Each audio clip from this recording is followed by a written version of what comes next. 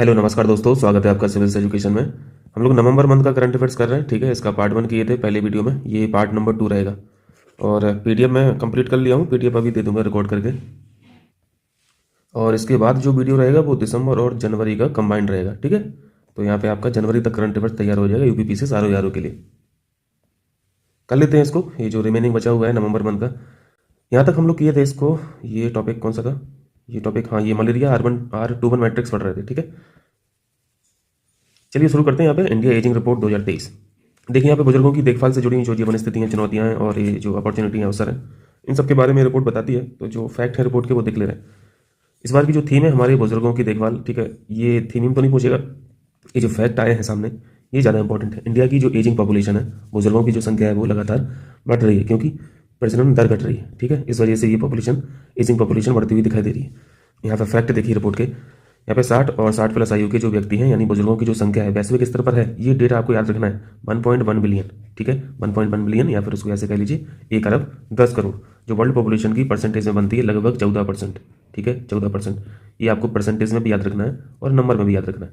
ठीक है, ये यहाँ से क्वेश्चन बन सकता है। ये ग्लोबल लेवल पर है। 2050 तक जो अनुमान है बुजुर्गों की संख्या होने की वो है 2.1 बिलियन। 2020 में कितना है? ये 1.1 बिलियन है। और 2050 में ये 2.1 बिलियन हो जाएगी। 2020 का ही डेटा है ना ये, सॉरी 2022 का। 2000 ये 22 का है 1.1 बिलियन, और 2050 का 2.1 बिलियन। ये लगभग कुल आबादी की 22% हो जाएगी, ऐसा ही अनुमान है। अब यहाँ पे भारत की स्थिति देखिए, भारत के बारे में क्या बताया। भारत के बारे में यहाँ पे 2022 में जो संख्या है, बुजुर्गों की संख्या है, बुजुर्गों से यहाँ पे मतलब 60 या फिर 60 प्लस जो वर्ष से अधिक के जो लोग हैं, तो यहाँ पे ये संख्या है 14.9 करोड़। ठीक है, लगभग 15 करोड़ हो गया, लगभग 15 करोड़, जो कुल आबादी की 10.5% है। ये जो डेटा है ये सुपर इंपॉर्टेंट फैक्ट है प्री के लिए, यूपीपीसीएस आरओ के लिए और यहाँ पे पीसीएस के लिए। ठीक है, 2050 तक अनुमान कितना है? 20.8। तो यहाँ पे आपने 4 डेटा पढ़ लिए, ग्लोबल लेवल पर 2 पढ़ लिए और इंडिया लेवल पर 2 पढ़ लिए। तो ये आपको सब ध्यान रखना है। अनुमानित संख्या जो होगी परसेंटेज में, ठीक है, 20.8 2050 तक, और इस संख्या में हो जाएगी लगभग 35 करोड़। क्लियर है? बाकी यहाँ पे कुछ बैकग्राउंड में देखिए, कुछ पुराने फैक्ट भी पूछे जा सकते हैं। वृद्धावस्था पर प्रथम विश्व महासभा जो हुई, first world assembly on ageing, ये वियना में हुई थी। ठीक है, 1982 में। और यूनाइटेड नेशन जनरल असेंबली ने फिर 1 अक्टूबर को अंतर्राष्ट्रीय वृद्धजन दिवस घोषित किया था।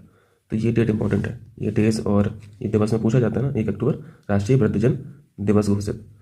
चलिए, अगर यहाँ पे पूछा जाए कि किस राज्य में वृद्धों की संख्या सबसे ज़्यादा है, तो ये केरल है, उसके बाद फिर तमिलनाडु है। ज़्यादातर आप देखेंगे कि साउथ में जो एजिंग पॉपुलेशन है ये ज़्यादा है। ठीक है, कंपेयर करें अगर नॉर्थ से। नॉर्थ में आप यहाँ पे हिमाचल प्रदेश को देख रहे हैं, उसके बाद फिर से साउथ वाला स्टेट है आंध्र प्रदेश। तो ज़्यादातर आपको एजिंग पॉपुलेशन कहाँ पे? साउथ में। ठीक है, क्योंकि वहाँ पे प्रजनन दर कम है।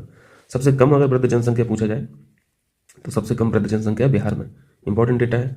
उसके बाद फिर उत्तर प्रदेश का स्थान है, फिर झारखंड का स्थान है। तो ये आपको इतनी चीज़ें ध्यान रखना है।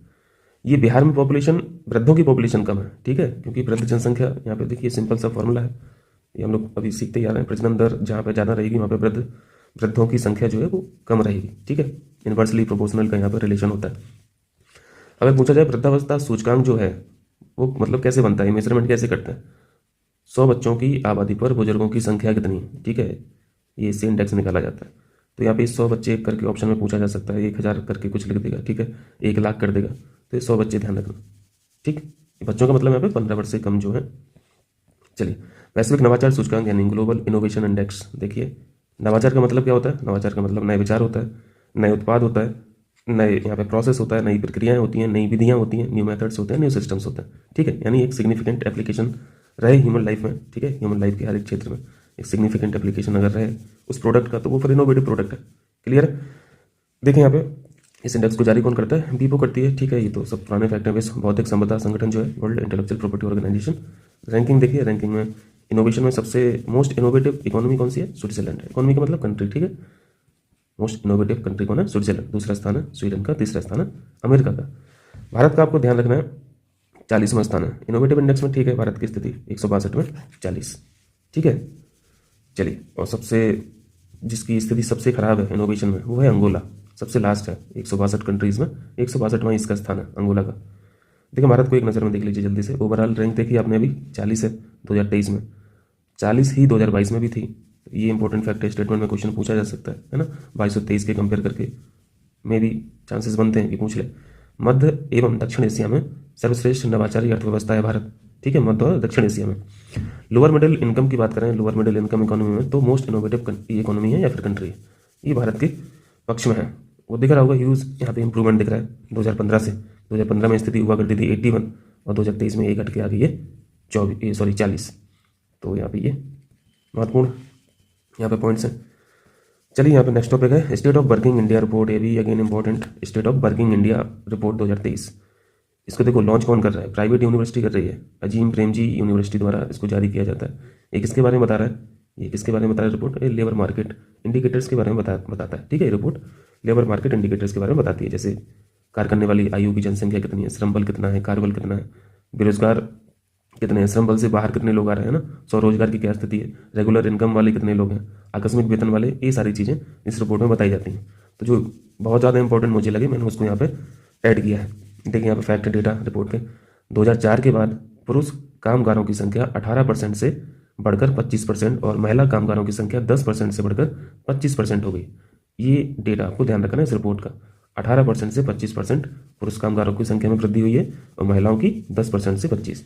यहाँ पे मैं लिख दे रहा हूँ फिर से, 18 से 25 ये मेल हो गए और 10% से 25 ये फीमेल हो गई। ये कामगारों की संख्या में यहाँ पे वृद्धि दिखी है।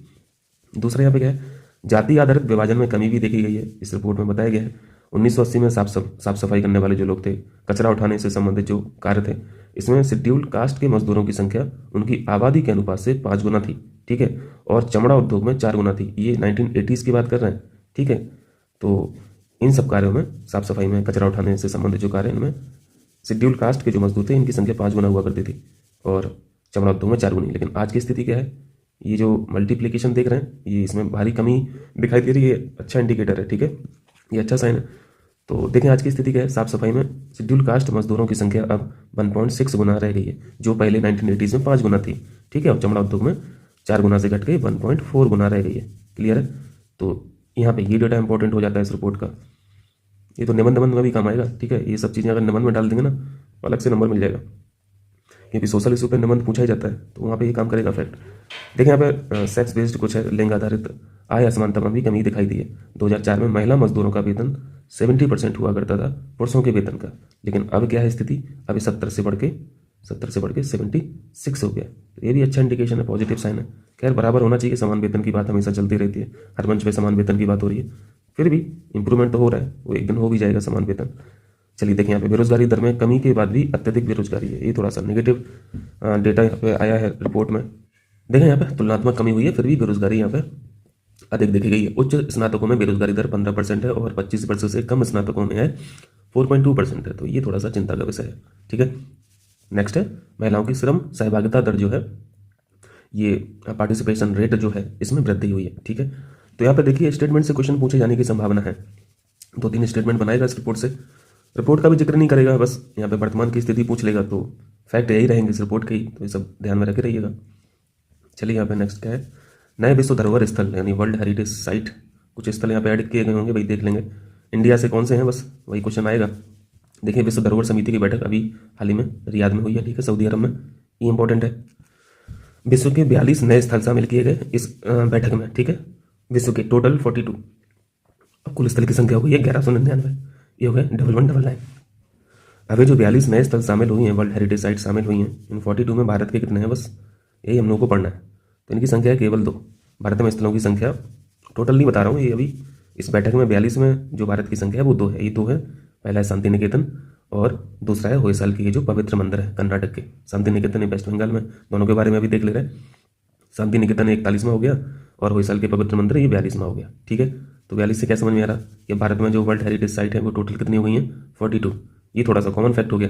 इस बार की बैठक में 42 नए स्थल शामिल हुए हैं, जिसमें से भारत के 2 हैं। ठीक है, और भारत के यहाँ पे 42 हो गए। तो भारत के रिसेंट में 2 याद रखना है और टोटल याद रखना है। क्लियर है। देखिए ये भी एक बार क्वेश्चन पूछा था कि ये सांस्कृतिक नेचर का कौन सा स्थल है, नेचुरल श्रेणी का कौन सा है, मिश्रित श्रेणी में कौन सा है। मिश्रित श्रेणी का एक बार पूछा था। ठीक है, 42 हमारे पास है टोटल है, जिसमें से 34 जो है सांस्कृतिक हैं और 7 नेचुरल हैं और एक मिश्रित श्रेणी का है। ये मिश्रित श्रेणी का यहाँ पे मैं मेंशन किया हूँ, इसको ध्यान रखें। कंचनजंगा ये जो नेशनल पार्क है ये मिश्रित श्रेणी का यहाँ पे वर्ल्ड हेरिटेज साइट है इंडिया के पास, भारत के पास। ठीक है, तो ये हो गया कुछ वर्ल्ड हेरिटेज साइट। सबसे अधिक अगर पूछा जाए वर्ल्ड हेरिटेज साइट किस कंट्री में है, तो इटली में है, पहले स्थान पर इटली में सबसे ज़्यादा वर्ल्ड हेरिटेज साइट है। उसके बाद फिर चाइना में। भारत का स्थान number of world heritage site में 60वां स्थान आता है। ठीक है, हो जाएगा। अभी शांति निकेतन और होयसाल के पवित्र मंदिर को थोड़ा देख लेते हैं, क्योंकि हिस्ट्री से क्वेश्चन पूछ लेगा, है ना। 41वां वर्ल्ड हेरिटेज साइट है, ठीक है, शांति निकेतन। ये बीरभूम जिला जो है वेस्ट बंगाल के यहाँ पे स्थित है। रविन्द्रनाथ टैगोर, जो रविन्द्रनाथ टैगोर के पिताजी थे, इनके द्वारा इसका नाम दिया गया था शांति निकेतन का। 1921 में इसका नाम फिर विश्व भारती विश्वविद्यालय पड़ गया। ठीक है, विश्व भारती विश्वविद्यालय। और 1951 में इसको सेंट्रल यूनिवर्सिटी का दर्जा दे दिया गया। देखें, ये जो 42 वर्ल्ड हेरिटेज साइट है, होयसाल के मंदिर समूह, होयसाल के मंदिर समूह को वर्ल्ड हेरिटेज साइट का दर्जा दिया गया। इसमें 3 मंदिर आते हैं। ये देखो, हिस्ट्री से हो सकता है पूछ ही ले कि होयसाल के जो मंदिर हैं, मंदिर समूह जो है, इसमें 3 मंदिर कौन कौन से, चेन्नई केशव मंदिर, होयसालेश्वर मंदिर और केशव मंदिर। ये 3 मंदिर इस टेम्पल ग्रुप में आते हैं होयसाल के। ठीक है, तो इन तीनों को कंबाइंडली 42वां वर्ल्ड हेरिटेज साइट के रूप में चुना गया। चलिए, अब हम लोग पढ़ते हैं यहाँ पे 2023 के जो नोबेल पुरस्कार दिए गए हैं। नाम तो याद रखना कठिन होता है थोड़ा, तो 2-3 बार देख लेना पीडीएफ को, तो याद हो जाएगा। और जिसमें जिनको सिंगली मिला है उसमें दिक्कत नहीं होती है ना, जिनको कंबाइंड रूप से मिलता है उसमें बहुत सारे नाम होते हैं, तो वो थोड़ा सा दिक्कत करता है याद रखने में। थोड़ा सा बैकग्राउंड देख लीजिए। 6 क्षेत्रों में दिए जाते हैं, 6 फील्ड में दिए जाते हैं। पहले 5 फील्ड में दिए जाते थे। नई फील्ड कौन सी थी? नई फील्ड अर्थशास्त्र है। 5 फील्ड पहले की, ठीक है, फिजिक्स में दिया जाता है, रसायन में दिया जाता है, मेडिकल में दिया जाता है, लिटरेचर में दिया जाता है और पीस में दिया जाता है। और लास्ट है 6वां कैटेगरी, ये इकोनॉमी, ठीक है, अर्थशास्त्र में। 1968 से अर्थशास्त्र क्षेत्र को जोड़ा गया। और एक बार ये भी पूछा था, अर्थशास्त्र क्षेत्र को नोबेल पुरस्कार में कब जोड़ा गया? 1968। और 1969 में पहली बार अर्थशास्त्र में भी नोबेल पुरस्कार दिया जाने लगा। क्लियर है? अब देखें 2023 की स्थिति देख लेते हैं, किसको क्या क्या मिला है। अर्थशास्त्र का देखें पहले तो, क्लॉडिया गोल्डन, ये तो देखो सुपर इंपॉर्टेंट क्वेश्चन है, क्योंकि ये महिला भी हैं और इकोनॉमी का इंपॉर्टेंट भी होता है और सिंगल है। ठीक है, ये प्रोफेसर है हार्वर्ड यूनिवर्सिटी की। लेबर मार्केट पर इन्होंने कार्य किया है। इनका काम क्या रहा है? लेबर मार्केट पर इन्होंने काम किया। महिलाओं की आय और उनकी जो श्रम बाजार में भागीदारी है, ये इनका टॉपिक रहा होगा। ठीक है, ये उनकी थीसिस रही होगी। ये अमेरिका की निवासी हैं। ठीक है, क्लॉडिया गोल्डन का नाम आपको याद रखना है और इनका काम भी याद रखना है, लेबर मार्केट। क्लॉडिया जो है अर्थशास्त्र में नोबेल पुरस्कार जीतने वाली तीसरी महिला बन गई है। यहाँ से भी एक क्वेश्चन पीसीएस ने बनाया था, आप लोगों को ध्यान होगा, जिसमें ऑप्शन था एलिनोर ऑस्ट्रम भी था और एस्थर डफलो भी था। ठीक है, और शायद 2019 के पेपर में पूछा ही था। और क्वेश्चन रिसेंट का नहीं पूछा था, है ना, पहला पूछ लिया था कि पहला अर्थशास्त्र में नोबेल पुरस्कार किसे दिया गया था, तो करेक्ट आंसर था एलिनोर ऑस्ट्रम, है ना। और जबकि लगा के क्या आए थे सब लोग, एस्थर डफलो, क्योंकि यही पढ़ा था नाम उस टाइम पे, तो यही लग रहा था कि ये पहली भी होंगी, बट ऐसा नहीं था। तो यहाँ पे देख लीजिए, पहली महिला थी 2009 में मिला था इनको अर्थशास्त्र का नोबेल पुरस्कार, एलिनोर ऑस्ट्रम। दूसरी महिला थी एस्थर डफलो, इनको 2019 में मिला था। और तीसरा अभी देख ही रहे हैं आप 2023 में, क्लॉडिया गोल्डन। ठीक है, इन्होंने सिंगली जीता है, अकेले जीता है, तो ये और इंपॉर्टेंट फैक्ट हो जाता है। क्लियर है? चलिए, अब शांति का देखें। पीस में यहाँ पे, हाँ, पीस का थोड़ा सा ध्यान रखना है, स्वीडन नहीं देता है। ठीक है, ये नोबेल पुरस्कार स्वीडन एकेडमी के द्वारा नहीं दिया जाता है, ये दिया जाता है नॉर्वेजियन नोबेल समिति के द्वारा। ठीक है, नॉर्वे के द्वारा। बाकी सभी जो नोबेल पुरस्कार हैं ये स्वीडिश समिति के द्वारा दिए जाते हैं। इस बार शांति का नोबेल मिला है नरगिस मोहम्मदी, ये ईरान की हैं। ये भी सुपर इंपॉर्टेंट फैक्ट है, नरगिस मोहम्मदी। महिलाओं के उत्पीड़न के विरुद्ध लड़ाई और मानवाधिकार के लिए इन्होंने प्रयास किए हैं। ठीक है, इनका संघर्ष काफ़ी भयंकर टाइप का रहा है। यहाँ पे देखिए 13 बार इनको गिरफ्तार किया गया, 31 वर्ष से जेल में ही रह गई हैं। और अभी अनाउंसमेंट जब हुई इस पुरस्कार की, तब भी वो जेल में ही थी। 154 करोड़ की इनको सजा भी मिली है। ठीक है, तो ये इंपॉर्टेंट महिला है, ध्यान रखना है इनको। 2023 में भी नोबेल पुरस्कार की घोषणा के समय नरगिस जेल में ही थी। ठीक है, ईरान की दूसरी महिला है। पहली महिला थी शरीन अबादी, 2003 में दिया गया था। ठीक है, ईरान, नरगिस मोहम्मदी। देखें लिटरेचर में इंपॉर्टेंट लेखक का नाम बस जान लीजिए, जॉन ओलाफ फासे। ठीक है, जॉन ओलाफ फासे नॉर्वे के। रसायन में यहाँ पे कंबाइंडली मिला है, संयुक्त रूप से 3 लोगों को दिया गया है, मोंगी जी बाबेंडी, लुइस ई ब्रूस, एलेक्सी आई एक्कीमोव। अब इनका तो देखो ऐसा है, पीडीएफ टेलीग्राम से उठाइए और इनको बार बार देख लीजिए। ठीक है, हमारे यहाँ पे सिर्फ डिक्टेट करने से तो याद होने वाला है नहीं।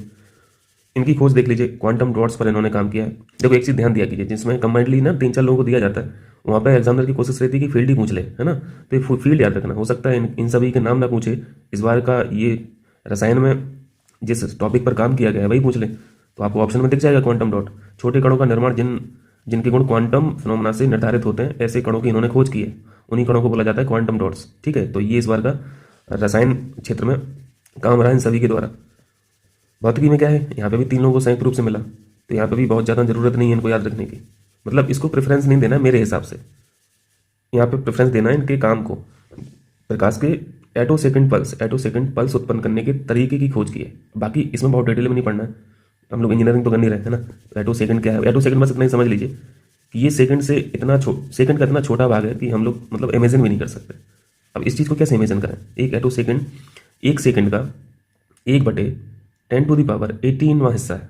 तो एक सेकंड के इतने छोटे हिस्से में ये प्रकाश के जो पल्सेस हैं, लाइट के जो पल्स हैं, है ना, ये इनको रिकॉर्ड कर ले रहे हैं। ये अपने आप में बहुत बड़ी बात है।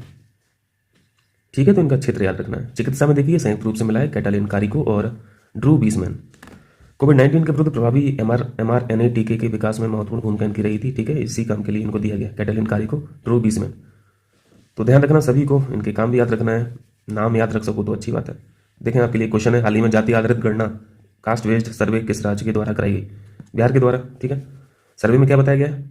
सर्वे में बताया गया है कि टोटल पॉपुलेशन जो है वो 13 करोड़ है बिहार की। ठीक है, इसमें से लगभग 27% ओबीसी के हैं, 36% एक्सट्रीमली बैकवर्ड क्लासेस के लोग हैं और लगभग 15.5% जनरल कैटेगरी के लोग हैं। ठीक है, बहुत ज़्यादा डिटेल बिहार के बारे में पढ़ने की जरूरत नहीं है, बस इतना ही फैक्ट याद रखना जो क्वेश्चन बनाई है किस राज्य के द्वारा जाति आधारित गणना की गई है? बिहार। ये इंपॉर्टेंट है। ठीक है, नारी शक्ति से पूरी संभावना है क्वेश्चन आने की। नारी शक्ति बंधन अधिनियम क्या है ये अभी देख लेते हैं सारी चीज़ें। पहले बैकग्राउंड में समझिए तो फिर आपको समझ में आने लगेगा। महिला आरक्षण से संबंधित है पहली बात तो ये। महिला आरक्षण को आप कहाँ पे देखते हो? आप पंचायती राज में देखते हो ना, पंचायती राज संस्थानों में देखते हो, पीआरआई जो है। नगर निकायों में देखते हो 33% जो हम लोग पढ़ते हैं, 243 आर्टिकल 243D याद आ रहा है ना, जो किसके द्वारा लाया गया? इनके द्वारा लाया गया था ना, 73 कॉन्स्टिट्यूशनल अमेंडमेंट एक्ट और 74वां जो 1992 में आया था और लागू वर्ष था 1993। तो यहाँ से हमें महिलाओं का आरक्षण देखने को मिलता है पंचायती राज संस्थाओं में और नगर निकायों में। अगर भाई हम बात करें लोकसभा और राज्य विधानसभाओं की, लोकसभा में और स्टेट लेजिस्लेचर जो असेंबली है राज्य विधानसभाओं में एससी और एसटी के लिए सीटों का आरक्षण तो उपलब्ध है ना, लेकिन महिलाओं के लिए आरक्षण की कोई व्यवस्था नहीं है, ये भी आप जानते होंगे। तो बस यही चीज़ अब अप्लाई कर दी गई है। अब यहाँ पे आरक्षण यहाँ पे भी यानी लोकसभा में और राज्य विधानसभाओं में भी महिलाओं को आरक्षण दे दिया गया है। ठीक है, अब देखें वर्तमान स्थिति। अब यहाँ पे हर एक चीज़ इंपॉर्टेंट है। विधेयक का नंबर अगर पूछे तो ये 128 में है। ठीक है, विधेयक का नंबर ये 128 में लोकसभा में प्रस्तुत हुआ, फिर राष्ट्रपति की मोहर लग गई। मोहर की डेट भी आपको याद रखनी है, 28 सितंबर 2023। ठीक है, 28 सितंबर 2023 स्टार मार्क कर रहा हूँ। और जब राष्ट्रपति की मोहर लग जाती है तो फिर यही विधेयक या फिर बिल एक्ट में कन्वर्ट हो जाता है ना, अधिनियम में कन्वर्ट हो जाता है। लेकिन यहाँ पे अधिनियम का नंबर बदल जाएगा फिर।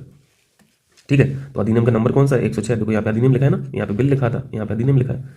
तो अधिनियम पूछे तो 106 में है, बिल पूछे तो 128 में है। ये अधिनियमित हो गया राष्ट्रपति की मोहर के साथ। तो यहाँ पे फैक्ट क्या याद रखना है आपको? 128 में बिल था, ठीक है, और 106 एक्ट था, और 28 सितंबर एक ऐसी तारीख है जब राष्ट्रपति ने मोहर लगाई इस बिल पर। ठीक है, तो वो अधिनियम बन गया, कानून बन गया। इसी कानून को बोला जा रहा है, मोदी जी ने इस कानून को क्या नाम दिया है? नारी शक्ति बंधन अधिनियम।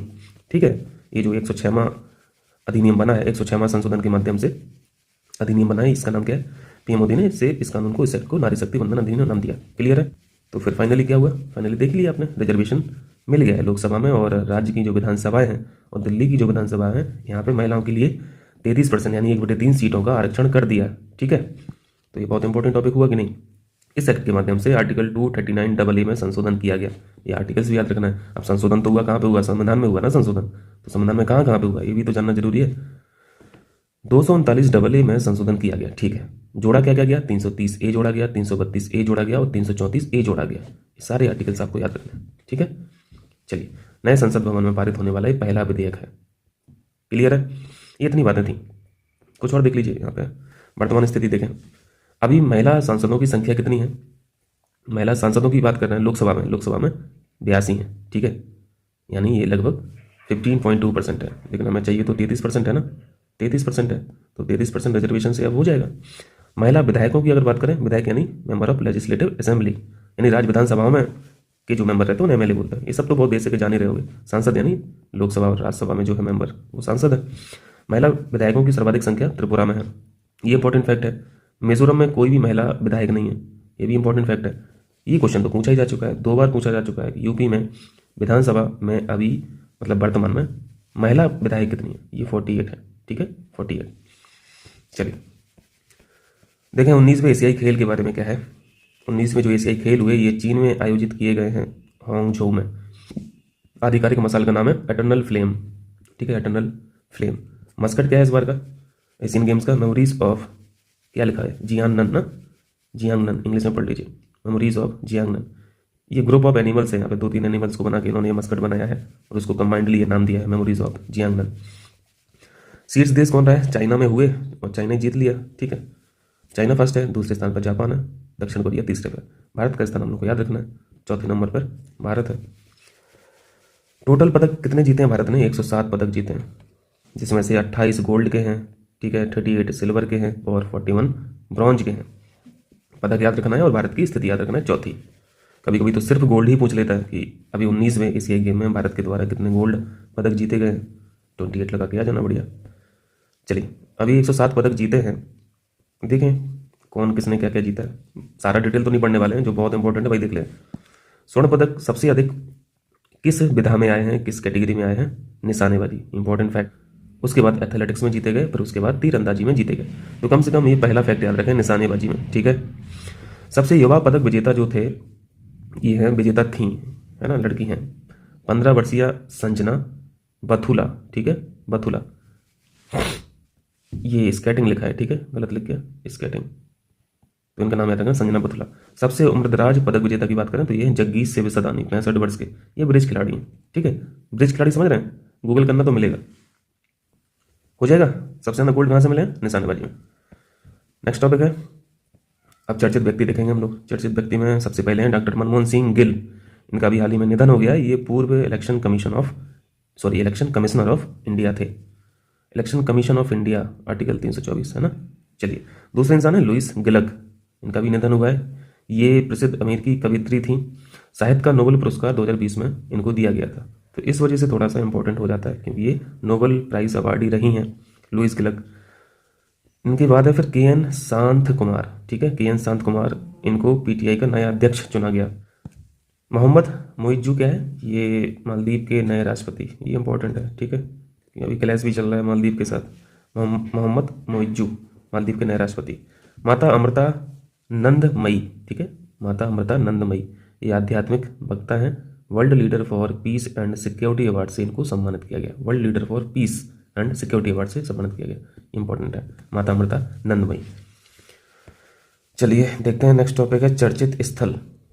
पहला स्थल है उदयपुर। उदयपुर के बारे में, उदयपुर क्यों न्यूज में था? भारत का पहला वेटलैंड आर्द्रभूमि शहर बनेगा, ठीक है, कितना इंपॉर्टेंट फैक्ट है। भारत का पहला वेटलैंड यानी आर्द्रभूमि शहर बनेगा उदयपुर। झीलों का शहर के नाम से तो ये जाना ही जाता है। बहुत सारी झीलें यहाँ पे देखो, पिछौला उदयपुर में है, फतेह सागर उदयपुर में है, रंग सागर उदयपुर में है, स्वरूप सागर, इस सागर के नाम से उदयपुर लगा देना, ठीक। फैक्ट ये इंपॉर्टेंट है, भारत का पहला वेटलैंड किस शहर को, कौन सा शहर बनाया जाएगा? उदयपुर। बरेली के बारे में देखिए, स्मार्ट क्लासेस के संचालन के लिए यूपी का पहला जिला बना, स्मार्ट क्लासेस के संचालन के लिए, ठीक है। अंतर्राष्ट्रीय बुनाई मेला कहाँ पे हुआ? तिरुपुर में, तमिलनाडु, तिरुपुर, अंतर्राष्ट्रीय बुनाई मेला। अंतर्राष्ट्रीय कालीन मेला, कालीन से तो लगा ही दोगे, भदोही, ठीक है, उत्तर प्रदेश। रॉबिन्सविले अमेरिका का ये न्यू जर्सी का टाउन है, रॉबिन्सविले।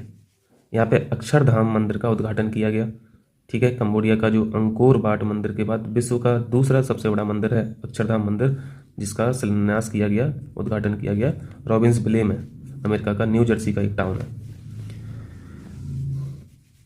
फिर यहाँ पे लखनऊ को लेते हैं। लखनऊ में एक यहाँ पे सम्मेलन हुआ है ट्रांसकॉन के नाम से, ट्रांसकॉन, बस इतना ही बस जाना है। ट्रांसकॉन 2023 कहाँ पे हुई है?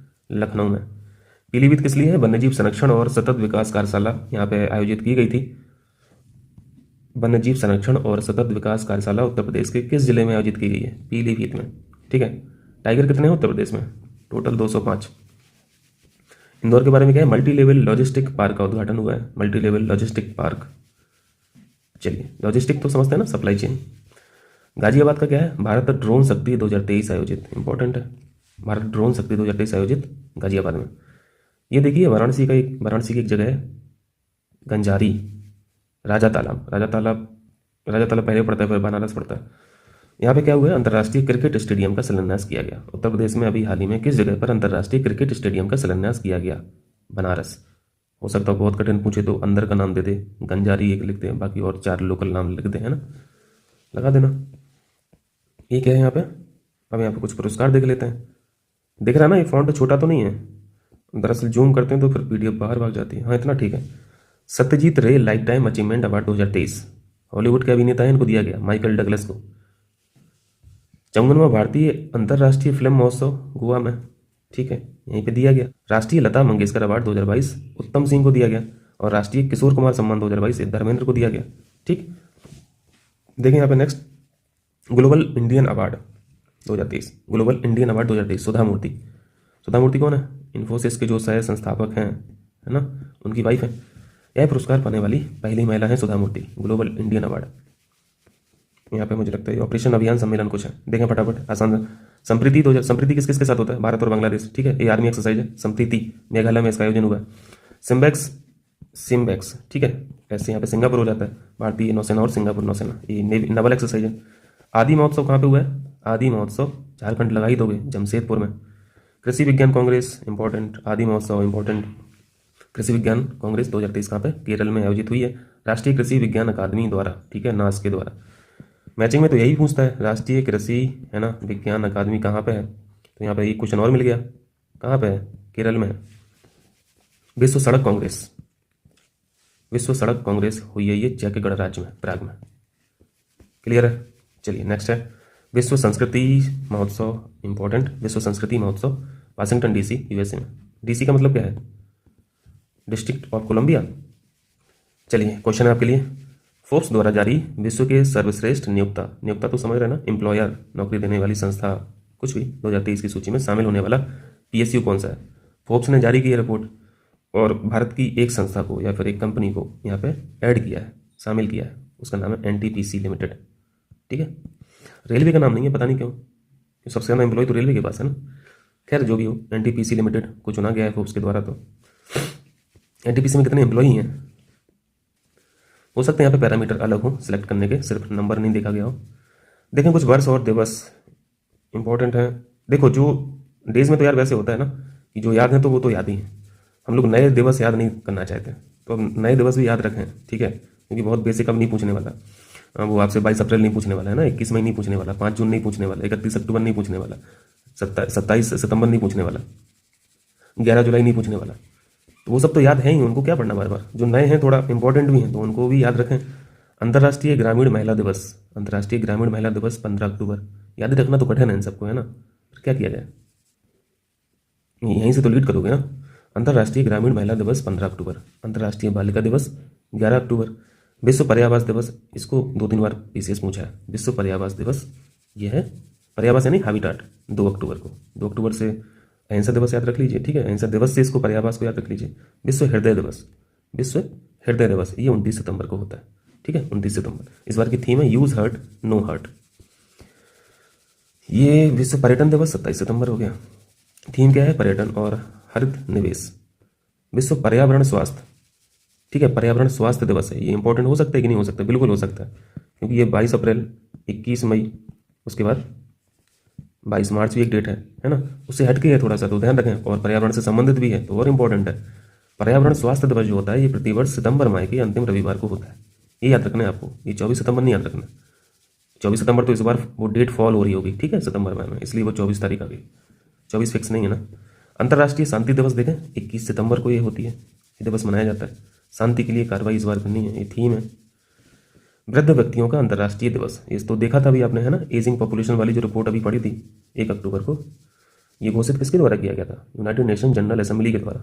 अंतर्राष्ट्रीय अल्जाइमर दिवस, अंतर्राष्ट्रीय अल्जाइमर दिवस 21 सितंबर, ठीक है, 21 सितंबर। देखें कुछ बुक्स देखें यहाँ पे। सलमान रश्दी की एक किताब है जिसका नाम है knife meditation after an attempted murder. ये किताब लिखी गई है सलमान रुश्दी के द्वारा। विवेक रंजन अग्निहोत्री ने एक किताब लिखी है जिसका नाम है the book of life, the book of life. देखें अशोक टंडन साहब की किताब देखें, the reverse swing, the reverse swing, colonialism to cooperation. ये सारी इंपॉर्टेंट मैं यहाँ पर लिया हूँ, ठीक है, जो मुझे लगते हैं इंपॉर्टेंट। बाकी आप लोग और कहीं से करंट अफेयर तैयार कर ही रहे होंगे ना, तो उनको भी रिवाइज करना है, ठीक है। ये जो कंटेंट है ये तो घटना चक्र का है और क्रोनिकल का है, ठीक है। तो मैं इतना जरूर कहूँगा कि इनको आपको पढ़ने की जरूरत नहीं है, ठीक, क्योंकि ये आप पीडीएफ से रिवाइज कर लेंगे। जो इन शॉर्ट मैंने बना दिया है आप लोगों के लिए, बहुत समय नहीं लगेगा। आप हर महीने की पीडीएफ को 20 मिनट में पलट देंगे, 15 मिनट भी नहीं लगेगा, क्योंकि छोटे से यहाँ पे टॉपिक्स हैं, इन शॉर्ट लिखा गया है और जो एग्जाम में पूछा जाता है बस वही दिया है, बाकी चीज़ें मैंने ऐड की नहीं। देखें लॉज ऑफ, यहाँ पे स्पिरिट वर्ल्ड, लॉज ऑफ, ये लॉज है, ठीक है, लॉस नहीं, लॉज ऑफ स्पिरिट वर्ल्ड, ये खुर्शीद भावनगरी की किताब है। यहाँ पे 4 किताबें इंपॉर्टेंट थी, इनको देख लीजिएगा। बताइए क्वेश्चन एक है, वर्ल्ड स्किल्स इंटरनेशनल द्वारा आयोजित विश्व कौशल प्रतियोगिता 2022 में भारत का कौन सा स्थान है? 11वां। आ जाइए नेक्स्ट, समाचारों में रहा डंपा टाइगर रिजर्व किस राज्य में स्थित है? ये मिजोरम में है। इंपॉर्टेंट है, ज्योग्राफी में मैचिंग में दिख जाएगा। डंपा टाइगर रिजर्व, जरूरी नहीं है ना कि करंट से क्वेश्चन है। एग्जामिनर क्या करेगा, करंट को ज्योग्राफी का क्वेश्चन बना के पूछ लेगा। डंपा आपको दिख जाएगा, आपको वहाँ पर एग्जाम हॉल में तो आपको पता ही नहीं चलेगा करंट अफेयर्स का क्वेश्चन है ना, मतलब करंट से लिया के करंट बताया इसलिए पूछा है, लेकिन क्वेश्चन तो रहेगा। Dampa tiger reserve Mizoram. ये न्यूज़ में क्यों था, क्योंकि यहाँ पे यूनाइटेड किंगडम ब्रिटेन के कुछ वैज्ञानिक आए थे, उनकी विजिट थी यहाँ पे, ठीक है, कुछ अपना रिसर्च वगैरह करने कुछ आए होंगे। चलिए, खेल को मैंने वन लाइनर में यहाँ पे बनाया है, क्योंकि खेल का तो कंटेंट यार इतना ऊट पटांग रहता है कि देख के दिमाग खराब हो जाता है। तो जो महत्वपूर्ण हो सकता है मैंने उसको डाल दिया, बाकी आपकी मर्जी है, सबको सब याद रख सको तो ठीक है, बहुत बहुत ठीक है, वो हमसे तो याद नहीं होता है, और ना ही मैं रिकमेंड करता हूँ। मैं तो ये भी बोल देता हूँ अपने स्टूडेंट से कि भाई खेल अगर टफ लगता है, नहीं याद होता है डेटा, तो उसको गोली मारो, ठीक है, हम एक क्वेश्चन नहीं करेंगे खेल का, इससे ज़्यादा क्या होगा, लेकिन कम से कम जो हम समय बचा लेंगे उसको ना पढ़ने में, वो तो हमारा और कहीं यूज हो जाएगा। और ऐसा भी नहीं है कि साला हम एक बार पढ़ लें, 2 बार पढ़ लें तो हमें याद ही हो जाएगा। खेल का तो यही सीन है। तो ये मैं आपके ड्यू डिलीजेंस पे छोड़ देता हूँ, ठीक है। अगर आप याद रख सकते हैं तो फिर बुक से पढ़ना, क्योंकि यहाँ पे तो मैं बहुत ज़्यादा कंटेंट लिया नहीं हूँ गेम का। यहाँ पे जो इंपॉर्टेंट है वो देख लीजिए जल्दी से। लेबर कप किस खेल से संबंधित है? लेबर कप, ठीक है, ये टेनिस से संबंधित है। कौन जीता कौन हारा इसको जाने दीजिए। लेबर कप किस खेल से संबंधित है? टेनिस के द्वारा। राइडर कप किस खेल से संबंधित है? ये गोल्फ के द्वारा, ये सॉरी गोल्फ से संबंधित है। और यहाँ पे तीसरा question, major Dhyanchand cup Akhil Bharatiya महिला हॉकी टूर्नामेंट 2023 का विजेता कौन है? ये छत्तीसगढ़, ठीक है, छत्तीसगढ़। मेजर ध्यानचंद कप अखिल भारतीय महिला hockey tournament Chhattisgarh. Important question है। तुर्की के सर्वाधिक ऊंचे पर्वत जिसका नाम है माउंट अरारत पर फतेह हासिल करने वाली पहली महिला कौन है? ये लक्ष्मी झा है। ये क्वेश्चन आपको मिलेगा क्वेश्चन में, एग्जाम में। ये बिहार से हैं, ठीक है, लक्ष्मी झा। और ये माउंट अरारत याद रखना, माउंट अरारत तुर्की, ठीक है, तुर्की का नया नाम तुर्की है। दूसरा क्वेश्चन है, ग्रांड प्रिक्स ऑफ इंडिया 2023 का आयोजन कहाँ पे हुआ है? ये बुद्धा इंटरनेशनल सर्किट जो ग्रेटर नोएडा में स्थित है, यहीं पे आयोजन इसका किया गया, ग्रांड प्रिक्स ऑफ इंडिया। विजेता कौन था? इटली, ठीक है, इटली के, मतलब इटली के हैं, मार्को बेजेच्ची, मार्को बेजेच्ची। चलिए, राष्ट्रीय व्हीलचेयर रग्बी चैंपियनशिप 2023 महाराष्ट्र में इनका आयोजन किया गया है, ठीक है, और विजेता भी महाराष्ट्र ही है। तो ये इस मंथ के कुछ खेल से थे। बाकी पीडीएफ में भी खेल ऐड है, 1 महीने का छूट गया था तो मैं ऐड करूंगा उसको अगला पीडीएफ जो रहेगा वो कंबाइंड रहेगा दिसंबर का और जनवरी का, तो इसमें आपको और खेल से इंपॉर्टेंट फैक्ट मिल जाएंगे, ठीक है। तो ये यहाँ पे वीडियो खत्म होता है, पीडीएफ हो गया यहाँ पे 49 पेजेस की। तो मिलते हैं फिर अगली पीडीएफ में दिसंबर के और जनवरी, ठीक है। चलिए, पीडीएफ अभी बना रहा हूँ यार, देखो, और ये कल ही मैसेज मत करते रहना या फिर आज ही मैसेज ना कर देना कि अगला वीडियो भाई, 7 दिन का समय लगेगा, ठीक है, समय लगेगा। मैं दिसंबर और जनवरी का करंट अफेयर्स पीडीएफ के साथ जनवरी मंथ खत्म होने से पहले दे दूंगा, ठीक है, बस इतना ही मैं कहूँगा। बाकी आप जहाँ जहाँ से भी करंट अफेयर्स पढ़े हैं सब रिवाइज कर डालिए। सिनॉप्सिस बनाते हैं कि नहीं बनाते हैं हमें नहीं पता, सिनॉप्सिस बनाना चाहिए। 2 साल से बोलता आ रहा हूँ, सिनॉप्सिस ही बना के मैं आप लोगों को पढ़ाता हूँ। मिलते हैं फिर, थैंक यू।